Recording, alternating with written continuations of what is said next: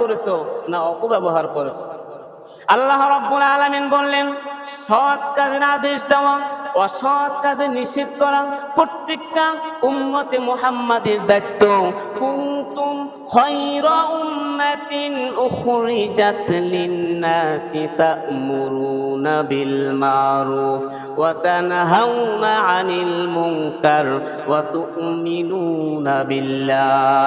আমি আল্লাহ ঘোষণা করে দিলাম, ও নবীর উম্মতের দল, আমি আল্লাহ তোমাদেরকে শ্রেষ্ঠ বলে ঘোষণা করে দিয়েছি। বলুন সুবহানাল্লাহ।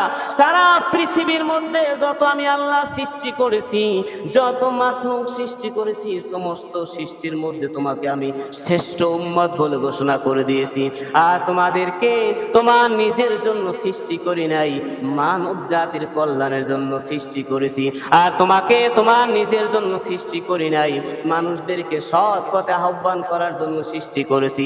ওয়া তানহাউনা আনিল মুনকার, আমি তোমাদেরকে তোমার নিজের জন্য সৃষ্টি করি নাই, মানুষদেরকে অসৎ পথ থেকে বাঁচাইয়া সৎ পথে আহ্বান করবা সেই জন্য সৃষ্টি করেছি। ওয়া তু'মিনুনা বিল্লাহ, আমি আল্লাহর প্রতি ঈমান আনয়ন করবা। জোরে বলুন সুবহানাল্লাহ।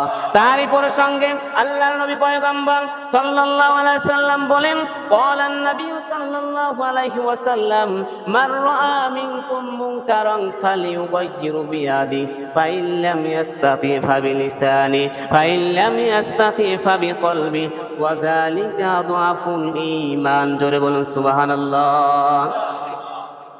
আল্লাহ পাক রব্বুল আলামিনের পয়গম্বর সাল্লাল্লাহু আলাইহি সাল্লাম বলেন, যদি তোমরা দেখো কোন মানুষ অসৎ পথ অর্জন করতেছে, অসৎ কাজ করতেছে, অসৎ পথে হাঁটতেছে, ফালিয়ুগাইয়িরু বিয়াদি, সর্বপ্রথম তোমরা হাত